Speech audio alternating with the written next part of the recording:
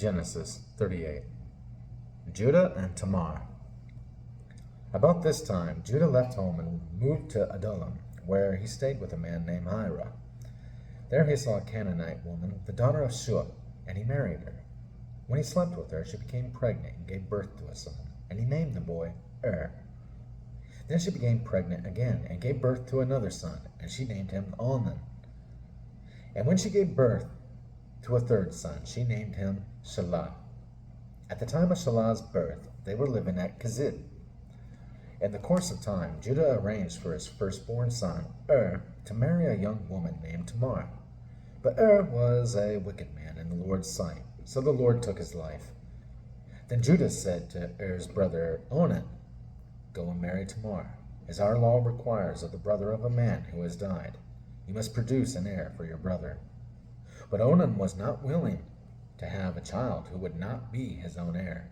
So whenever he had intercourse with his brother's wife, he spilled the semen on the ground.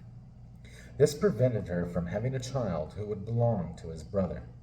But the Lord considered it evil for Onan to deny a child to his dead brother.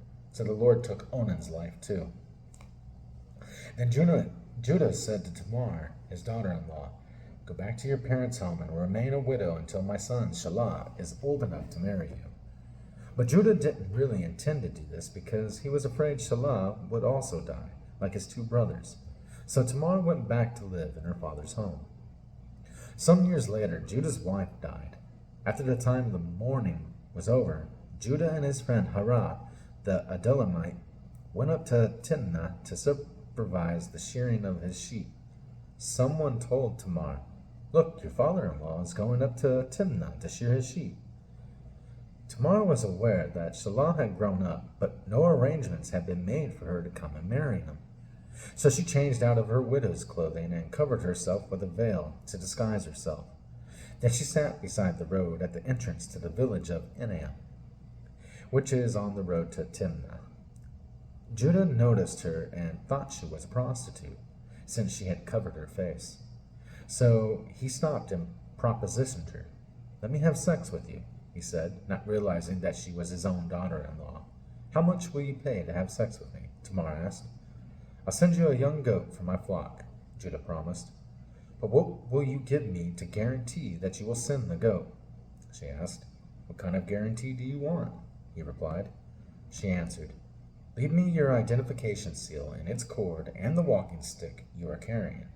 So Judah gave them to her. Then he had intercourse with her, and she became pregnant. Afterward, she went back home, took off her veil, and put on her widow's clothing as usual. Later, Judah asked his friend Zerah the Adullamite to take the young goat to the woman and to pick up the things he had given her as his guarantee. But Zerah couldn't find her. So he asked the men who lived there, "Where can I find the shrine prostitute who was sitting beside the road at the entrance to Enaim?"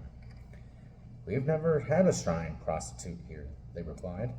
So Zerah returned to Judah and told him, "I couldn't find her anywhere, and the men of the village claim they've never had a shrine prostitute there." "Then let her keep the things I gave her," Judah said.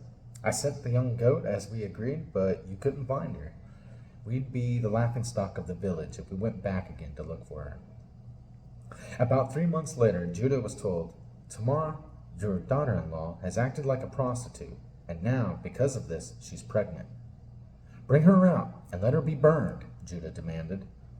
But as they were taking her out to kill her, she sent this message to her father-in-law: "The man who owns these things made me pregnant. Look closely. Whose sealing cord and walking stick are these?" Judah recognized them immediately and said, "She is more righteous than I am, because I didn't arrange for her to marry my son Shelah." And Judah never slept with Tamar again. When the time came for Tamar to give birth, it was discovered that she was carrying twins. While she was in labor, one of the babies reached out his hand. The midwife grabbed it and tied a scarlet string around the child's wrist, announcing, "This one came out first." But then he pulled back his hand, and out came his brother. "What?" the midwife exclaimed. "How did you break out first?" So he was named Perez. Then the baby with the scarlet string on his wrist was born, and he was named Zerah.